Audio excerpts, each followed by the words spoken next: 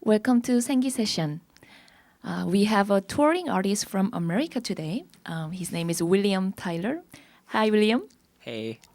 Thanks for dropping by at the Senggi Studio today. Yeah. How are you doing today? Great. Yeah. Pretty jet lagged. Jet lagged. You I got just in last got night, here. so I don't even know what day my body is in right now. Right. But Okay. that's okay because time is relative. So Sure, you'll get used to it soon. yeah, exactly. Yeah. So you have a show here tonight, and it's nice to have a chat with you beforehand. So it's the first day of your Asian tour. Yeah. Yeah. All right. Have you been to Asia before at all?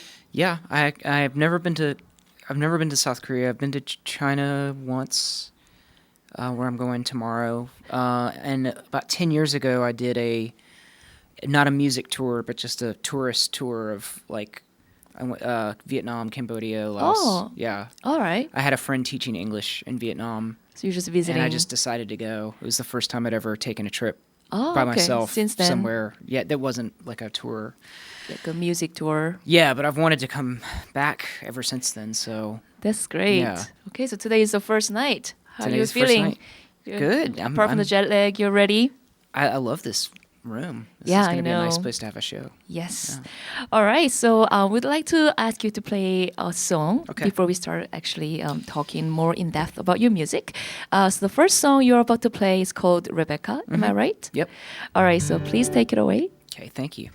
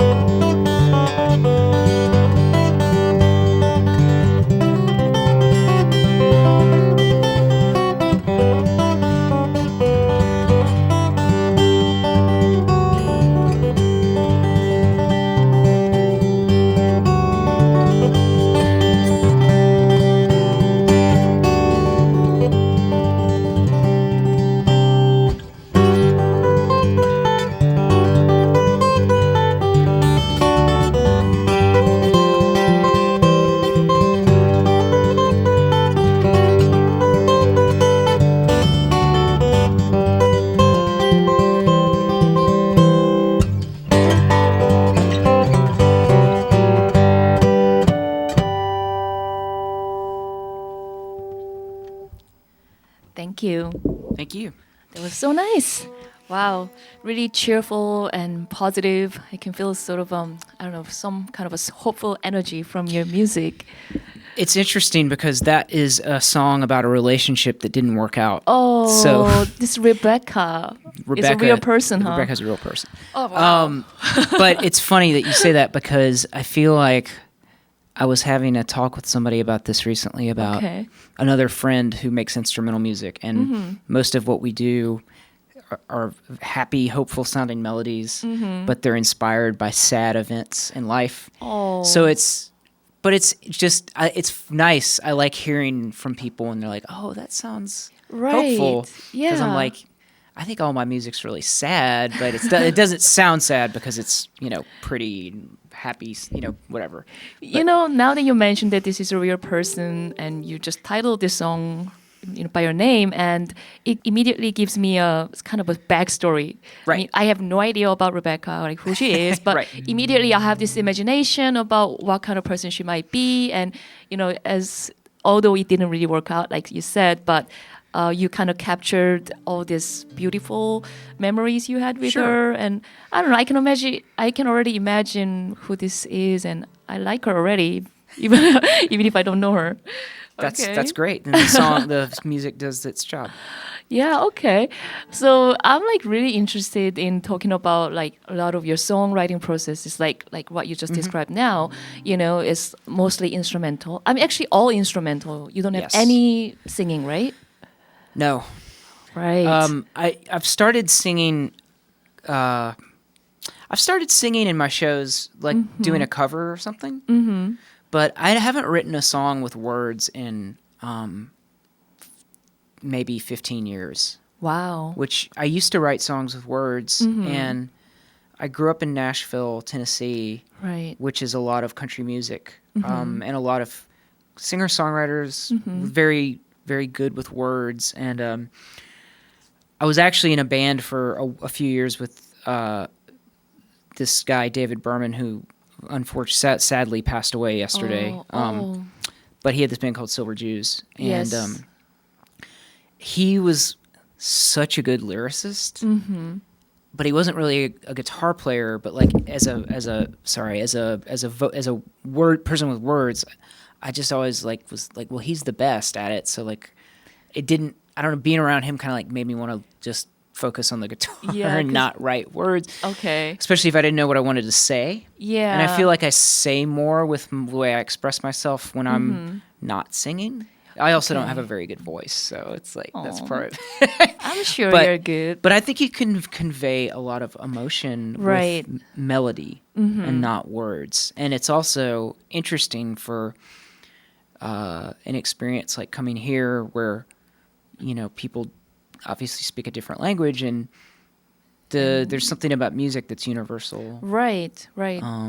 So yeah. You don't need the word to. You don't need. Sometimes the words get in the way, but Right. Okay. It's really interesting.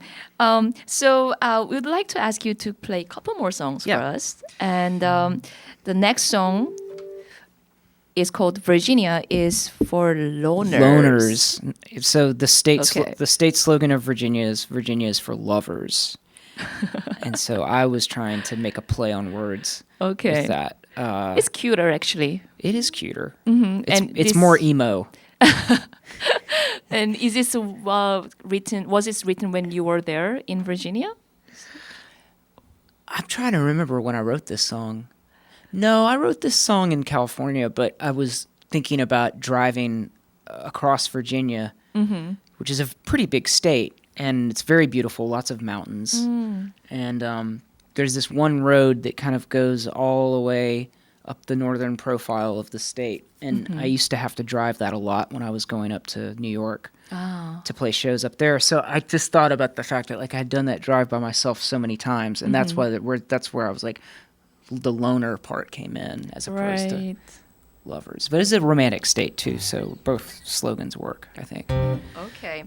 Please take it away. Here's Virginia is for Loners by William Tyler here at Senggi Studio.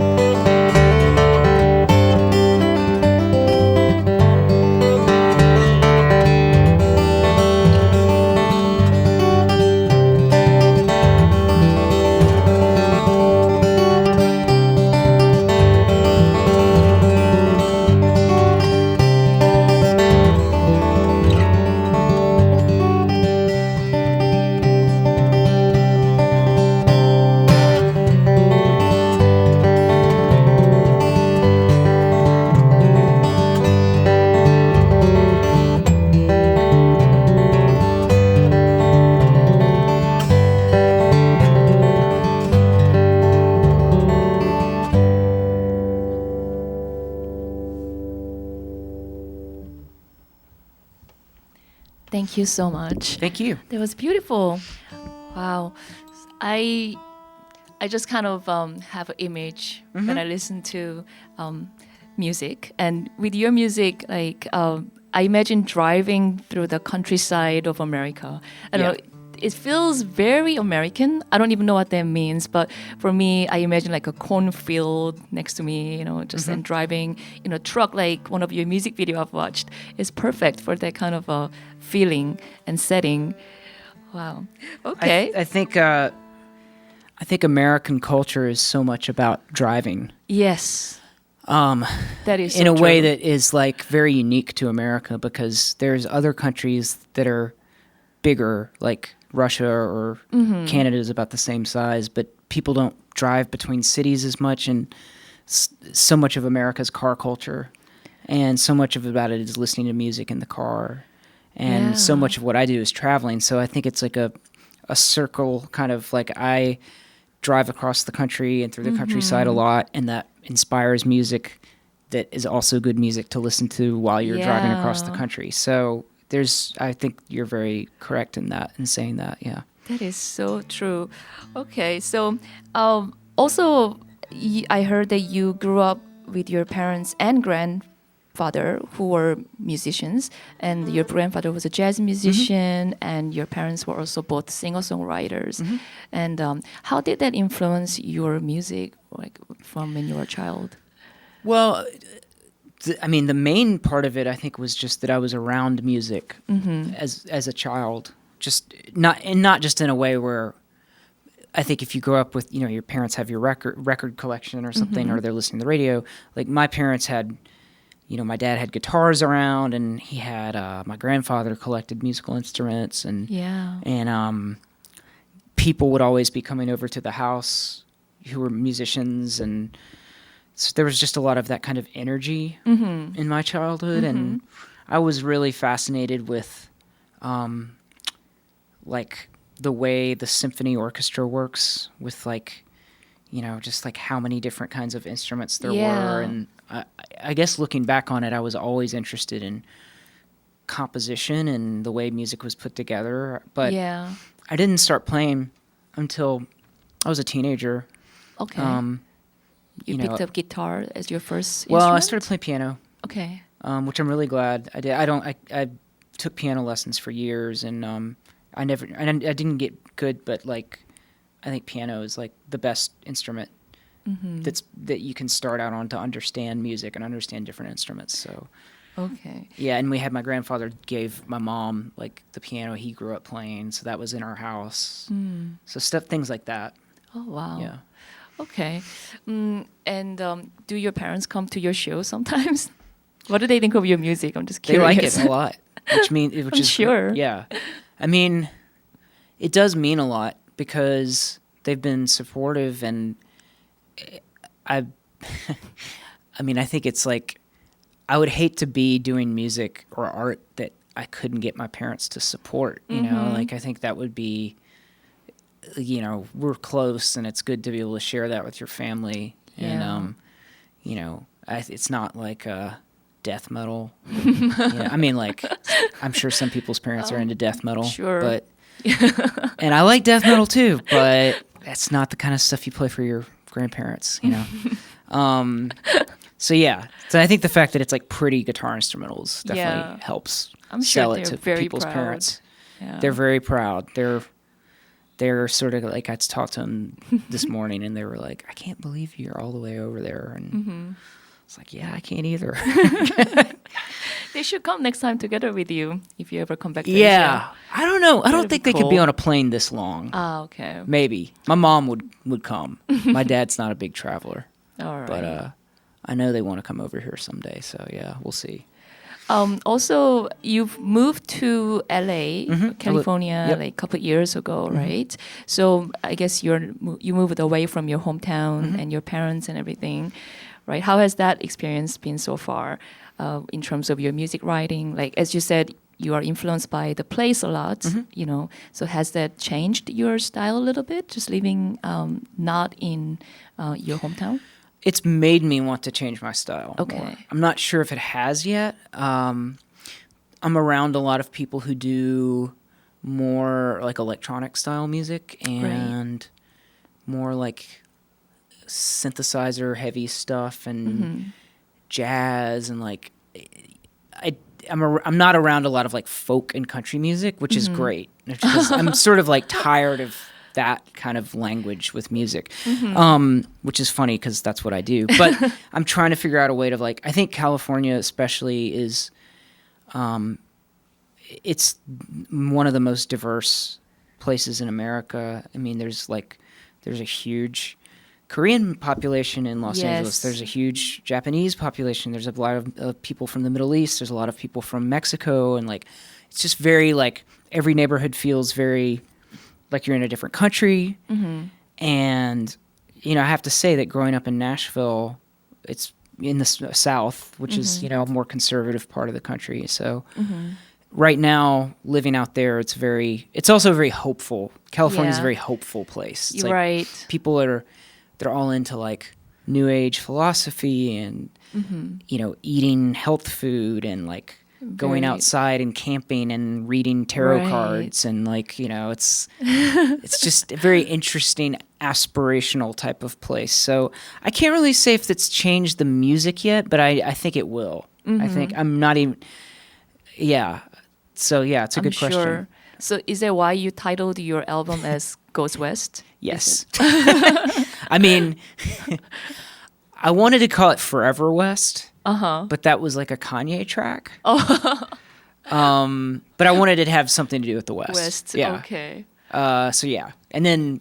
it was very literal. I Very called the record Modern Country, which is very literal, and I called the cover Goes West. And I don't know. Somebody told me that they want to call my sister's boyfriend had this. He's like, you should call your next record Tonight. And it could just be William Tyler Tonight. Like a marquee on a club. And I was like, that's actually a really good idea. I don't know if I'm going to do that. William You'd have to make it look Tonight. a certain way to make it cool. But and you can tell a whole story in your album without any words. Exactly. Titles. Just titles. That's where all the stories are. Yeah. I think that's a good idea. Okay. Well, so the last song you have for us today is called Gone Clear. Yep. Is that also from your last album, Goes West? No, this is from the record that I did before Goes West called Modern Country. Okay. And yeah, this one is kind of like this was very inspired by a guitar player called Michael Hedges, and also inspired a lot by a couple of Joni Mitchell songs. Oh, okay. She's a big influence on me. So Oh yeah, I can hear that definitely now that I think about it. I think she's like the coolest. She's the coolest person in the world. Yeah, I agree. So that's what inspired this song. Cool. All right. So here's Gone Clear by William Tyler live at Senggi Studio. Please take it away.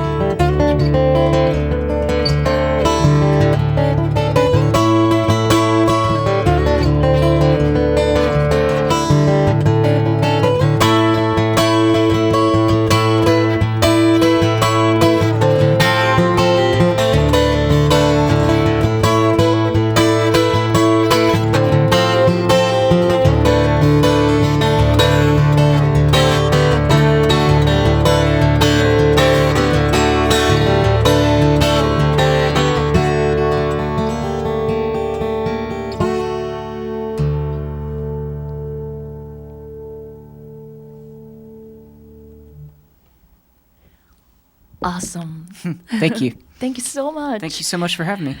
Oh, wow. That was such a, inspiring set that you played for us today. And also, thank you for sharing your stories. And I hope you have a great show tonight. Thank you. All right. That was William Tyler here at Senggi Session. And thank you, everybody, for watching. Thank you.